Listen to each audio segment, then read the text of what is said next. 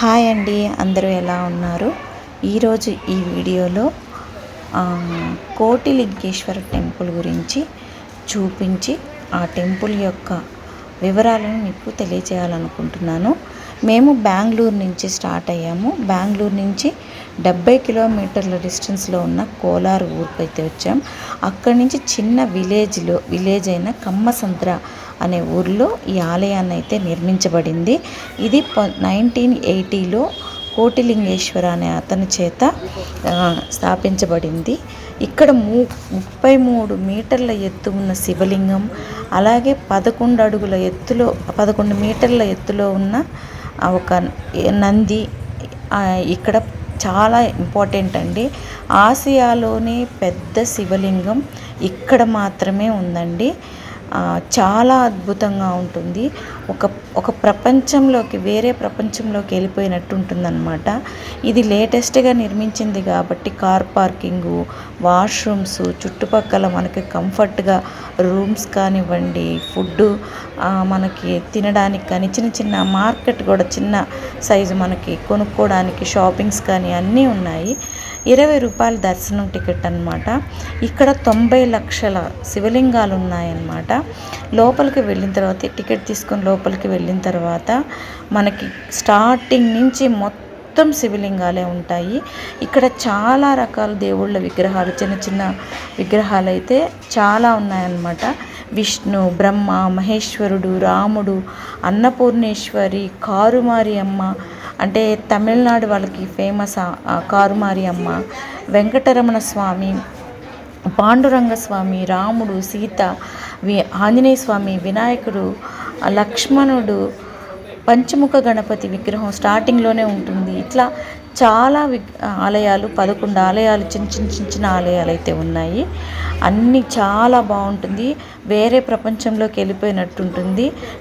కంప్లీట్గా ఒక రోజు ఇక్కడికి రావడానికి ఒక రోజుని మనం స్పెండ్ చేయాల్సి ఉంటుంది. మాకు బెంగళూరు నుంచి 70 కిలోమీటర్స్ డిస్టెన్స్లో ఉంటుంది. విజిటింగ్ ప్లేస్ చాలా బాగుంటుంది. మనం ఇక్కడికి వచ్చామంటే ఫుడ్కి వాటికి ఎలాంటి ప్రాబ్లం ఉండదు. అన్నీ ఇక్కడ అవైలబుల్లో ఉంటాయి. చూసారు కదా, ఇక్కడి నుంచి అంతా లింగాలు అమర్చినట్టుగా అన్నీ నీట్గా అమర్చి ఉంటారు. అలాగే ఇక్కడ డొనేట్ చేసిన వాళ్ళు, ఆ లింగాన్ని డొనేట్ చేసిన వాళ్ళ పేరు, అడ్రస్సు అన్నీ అయితే అక్కడ కింద అయితే నేము చక్కగా రాసి పెట్టి ఉంటారనమాట. ఇక్కడున్న లింగాలన్నీ మొక్కుకున్న వాళ్ళు కానివ్వండి, ఇంకొకరు ఎవరైనా చనిపోయిన వాళ్ళ జ్ఞాపకార్థంగా వాళ్ళ పేరు మీద కానివ్వండి, ఇలా వాళ్ళు ఇక్కడ డొనేట్ చేసి ఉంటారు లింగాలు. ఇప్పటి వరకు 90 లక్షల శివలింగాలు ఉన్నాయి. పెద్ద శివలింగం ఉంటుంది, ఆసియాలోనే పెద్దదని చెప్పాను కదా, అది చాలా పెద్దది ఉంటుంది. కోటిలింగేశ్వర స్వామి ఆయన. అలాగే ఆలయం మెయిన్ ఆలయాలన్నీ చిన్న ఆలయాలన్నీ ఉన్నాయి. చాలా బాగుంటుంది, చాలా ప్రశాంతంగా ఉంటుంది. అలాగే స్వామికి ఇష్టమైన అన్ని పూజలు, అన్ని అభిషేకాలు అన్ని గుళ్ళలోగా అలాగే సాంప్రదాయబద్ధంగా అన్నీ జరుగుతాయి. స్వామి మెయిన్ ఆలయం ఉంది. లోపలైతే ఏ ఆలయంలో కూడా మనకి ఫోన్ అయితే తీసుకెళ్ళడానికి లేదు. బయటంతా షూట్ చేసుకోవచ్చు, ఫోటోలన్నీ తీసుకోవచ్చు అన్నమాట. ఆలయంలో చిన్న ఆలయాల ఎంట్రన్స్ అంటే ముందుకు వెళ్ళగానే ఫోన్ అయితే షూట్ చేయడానికి అయితే లేదు, ఫోన్ తీసుకెళ్ళొచ్చు. చూసారు కదా, ఇవన్నీ డొనేట్ చేసిన శివలింగాలే, కానీ ఒక పద్ధతిగా అలా అమర్చి పెట్టున్నారు. ఎప్పటికైనా ఇవన్నీ మొత్తం 1,000 లింగాలు అయిపోతాయి అని అంటున్నారు ఇక్కడ. ఇప్పటి వరకు ఇంకా పెరుగుతూ ఉన్నాయన్నమాట. దాదాపు బెంగళూరులో ఉన్న వాళ్ళందరూ ఇది ఖచ్చితంగా ఇది చూడాల్సిన ప్లేస్గా పెట్టుకొని ఈ పాటికి చాలామంది చూసేసి ఉంటారు. కన్నడ వాళ్ళందరూ చూసేసి ఉంటారు. నాకు సబ్స్క్రైబర్లు, నా ఫ్రెండ్స్ అంటే ఉన్నారు కాబట్టి, నా యూట్యూబ్ సబ్స్క్రైబర్స్ అందరూ చాలామంది కన్నడ వాళ్ళు ఉన్నారు. నేను కూడా ఇప్పుడు చిన్నగా కన్నడ నేర్చుకుంటున్నాను. వాళ్ళందరూ చూసుంటారని నేను అనుకుంటున్నాను. ఎంతమంది కన్నడ వాళ్ళంతా ఈ ఆలయాన్ని చూశారో ఖచ్చితంగా వాళ్ళైతే కామెంట్లో పెట్టండి. అండి. ఈ బొడ్డోడైతే ముందెళ్తున్నవాడు నా మనవడు అనమాట. వాడు గొడవ అంతా మా ఫ్యామిలీ అంతా వచ్చాము. ఇక్కడంతా అంత నీట్గా నేను ఒకే వీడియోలో అంటే నేను స్పీడ్గా పెట్టి కట్ చేసి కొంచెం చూపించాలని అనుకోవటం లేదు. నీట్గా ప్లెజెంట్గా చూపించాలని అనుకుంటున్నాను. సో 2-3 భాగాలుగా పెట్టాలనుకుంటున్నా. నీట్గా వన్ బై వన్ ఎలా వెళ్ళాలి, ఎలా వెళ్తున్నాము లోపలికి అనేది అలాగే క్లియర్గా పెట్టాలనుకుంటున్నా. వీడియోనైతే నేను ఒకటేలాగా పెట్టేసి బోర్ పుట్టేలా కాకుండా ఆలయాన్ని 3 అంటే చూసేదానికి కూడా దీని తర్వాత ఇది అని తెలుసుకునేలాగా మీరు కూడా ఇక్కడే ఉండి చూసాము మేము కూడా క్లియర్గా అన్నట్టు విధంగా ఫాస్ట్ పెట్టేసి క్లారిటీ లేకుండా చాలామంది అడిగారనమాట. మీరు స్పీడ్ పెట్టడం వల్ల మేము పిక్చర్ని సరిగ్గా చూడలేకపోతున్నామని చాలామంది కామెంట్ చేస్తున్నారు. దానికోసమే నేను చాలా స్లోగా ప్రతి ఒక్కటి నిదానంగా చూపిస్తున్నాను. కాకపోతే 2-3 భాగాలుగా చూపిస్తాను. అన్నీ ఒకే రోజు చూడలేరు కాబట్టి. సో నేను ఏమేమి చూపిస్తున్నానో అన్నీ నీట్గా చూడండి. మొత్తం మీరు కూడా కోటిలింగేశ్వర టెంపుల్కి వచ్చి మీరు కూడా విజిట్ చేసినట్టు, మీరు కూడా ఇక్కడ ఉండి చూసినట్టు అనిపించే ఫీల్ వచ్చేలాగా నేను షూట్ చేశాను.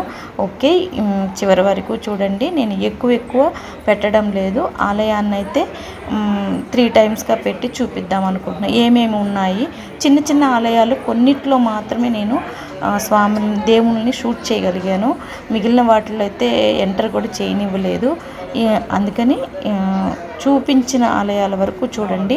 ఇంతకు ముందు కూడా నేను పసుపు కొమ్ములు కట్టి ఉయ్యాల కట్టిన చెట్టు కూడా చూపించాను కదా.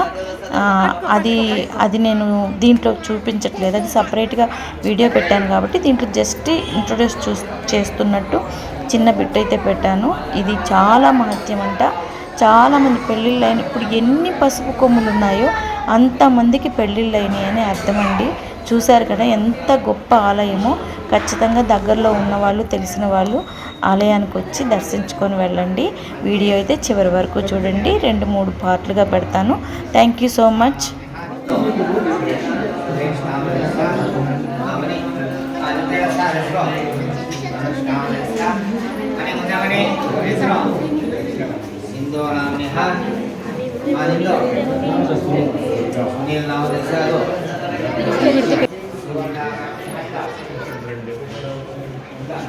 ఎవరికి లేదంట, నాకే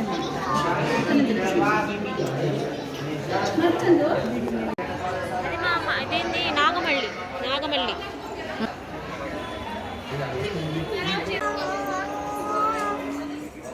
ఓ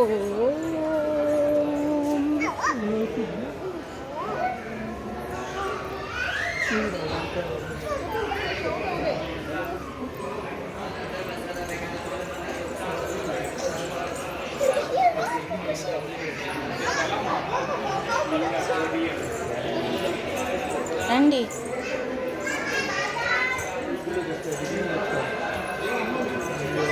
నువ్వు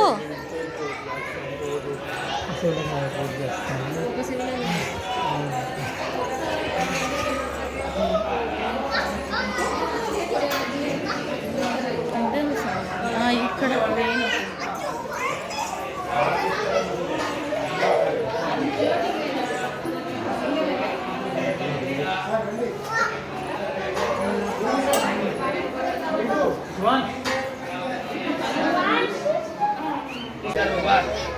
भोलेनाथ महाराज ये भगवान का पूजा करेगा सारे